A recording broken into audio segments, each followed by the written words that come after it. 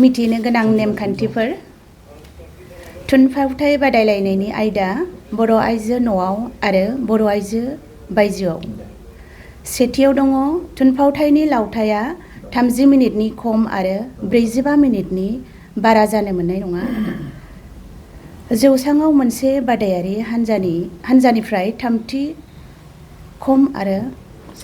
साथामनि खम आरो सा 7नि बारा जानो मोननाय नङा। नैथियाव थामथियाव दङ जौसांखौ थुनफावथाय जागायनायनिफ्राय जोबजासिम लांदां दोननो मोननाय नङा। ब्रैथियाव दङ देंखोखौ लाइभ दामनायजों लोगोसे ट्रेकआवबो दामनो हागोन। बाथियाव दङ बादायारि हानजाफोरा बादायलायनाय जागायनायनि 90 मिनिट सिगांनो सायनासालियाव नुजाफैनांगोन ना हाजिर जानांगोन जों बेहाय। बिजिरगिरिफोरनि थिरांथाया दथियाव दङ बिजिरगिरिफोरनि थिरांथायानो जोबथा थिरांथा जागोन। बिनिनो माखासे मिथिनो गोनांफोर दंबावो। सेथियाव दङ मुं थिसननायनि जोबथा खालार 25/2/2026।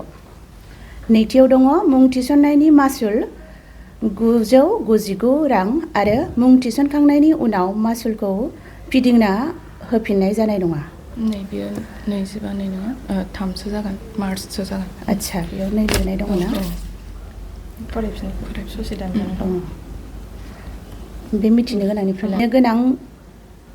मिथिनो गोनांफोर। सेयाव दङ मुं थिसननायनि जोबथा खालार 25 मार्च 2026। नैथियाव दङ मुं थिसननायनि मासुल 999 रां आरो मुं थिसनखांनायनि उनाव मासुलखौ फिदिंना होफिननाय जानाय नङा। थामथियाव दङ खुंगा 80थि बुरखां बादायलायनायाव दिन्थिनाय फावथाया बेनि सिगां जेरावबो दिन्थियै जानांगोन।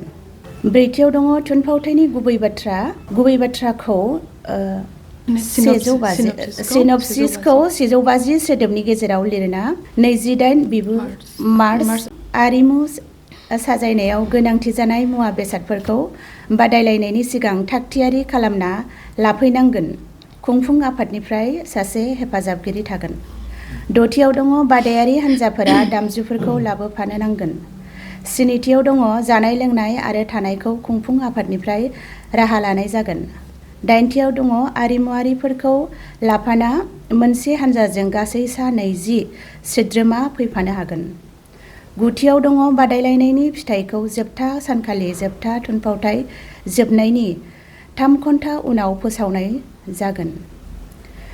जिथियाव दङ बबेबा मोनसे हानजाया थुनफावथाय दिन्थिफुंबाय थानाय समाव बे हानजानि उनाव जाय दिन्थिफुंगोन बिथांमोनहा थागथियारि जानो नांगोन आरो गुबुन हानजाफोरा फैसालि सिगाङाव थागोन। जिसेथियाव जौसां साजायनो थाखाय फावथाय जागायनायनि सिगां 20 मिनिट आरो फावथाय जोबनाय उनाव बोस्रांनो 10 मिनिट सम मोनगोन। जिनैथियाव दङ बादायारि दोलोफोरा बादायलायनाय साननि सानसे सिगां थामहिनबा 12/3/2026 इं खालाराव सौफैनांगोन। जिथामथियाव बेखौ नांला एसेनोसै गोजोन्थों।